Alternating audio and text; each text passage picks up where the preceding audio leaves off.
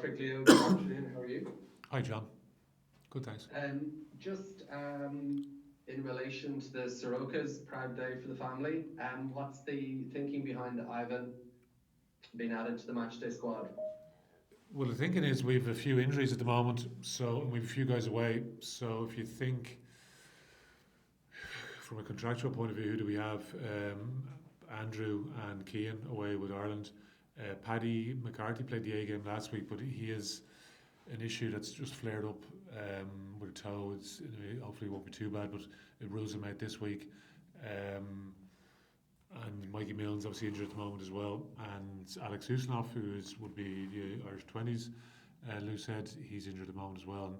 And, Ivan is someone, listen, I watch a lot of the AAL, and Ivan is someone that, like, he's a real standout, has been, for those that do watch the AAL, particularly obviously work around the set piece, scrum in particular. So he's been good. He's someone that we would track quite a bit.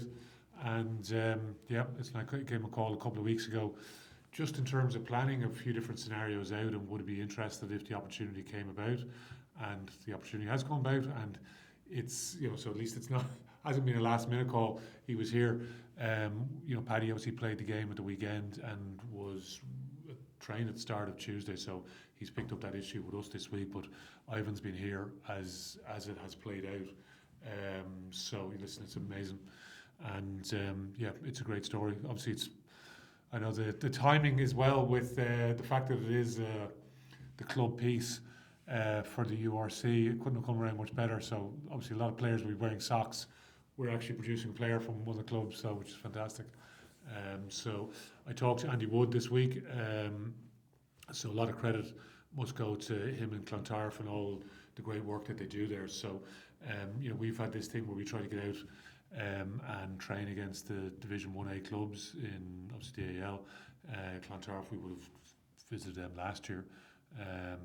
So anyway, we've pretty good ties there at the moment, and listen, it's a great story because the AL is doing. There's lots of great games in the AL at the moment, and the quality is good, and the coaching is good, and it's amazing to see some of those guys being rewarded. Has little brother been showing him the ropes this week?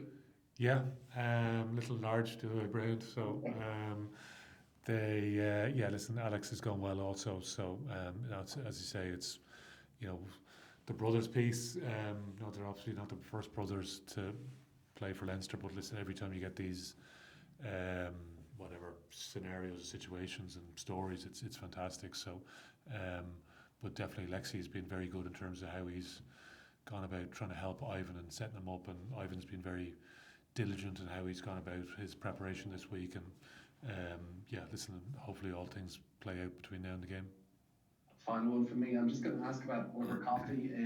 I know Cormac Foley's injured.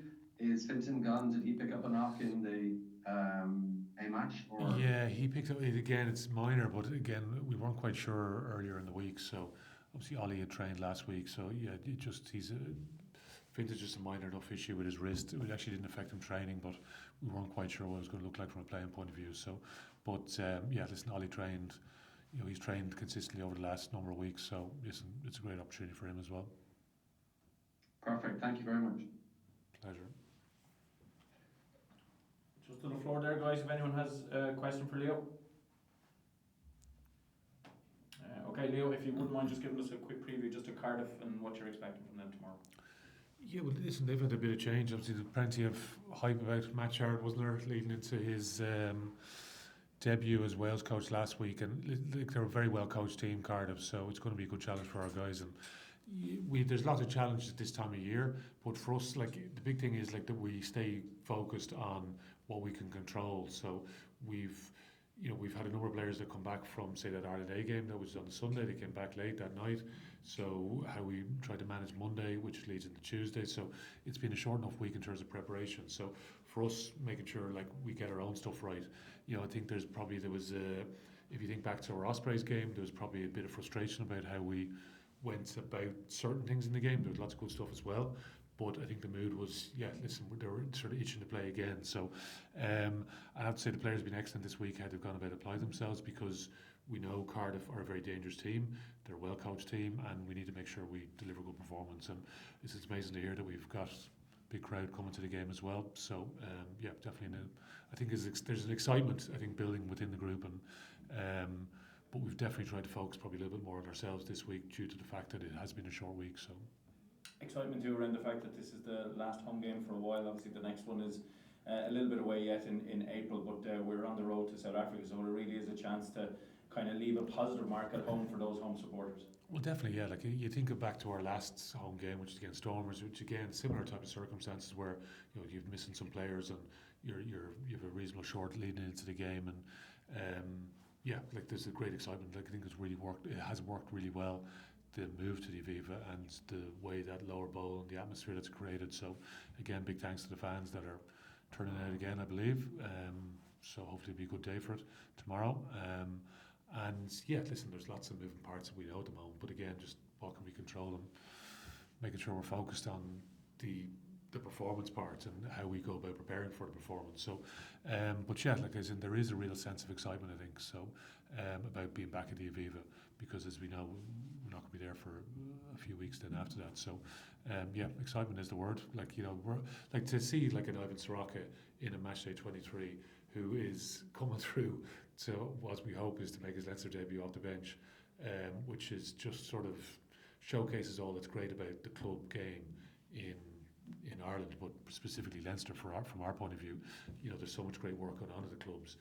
Clontarf in this example, and Ollie Coffey, who's a young academy player coming through the schools pathway and into the academy here, and again similar. Hopefully he comes off the bench as well. So I think there's an excitement for those two guys. But listen, there's other guys that have their own little, well, not little, but large motivations to go well for what's coming up, but specifically what's happening in this game.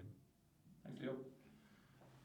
Okay, folks, that's us. Unless John, you want to jump in with it now? Sorry, see you there. Yeah, I just want to check. Sorry, just two things with Leo. How is Ty Furlong coming along, and is Kieran Foley following the return to play protocols? Is that the reason that he wouldn't be considered for this game? Yes, to the second question, nice and simple. Okay. You pretty much answered that one. And Tig is going well. Yeah, he did some units here yesterday, so yeah, he's not too far away. Great, thank you very much. Lovely. Okay, cheers guys. As I said, I'll drop a link in for that into the WhatsApp group in the next kind of 10-20 minutes. Thank you. Perfect, thanks Marcus.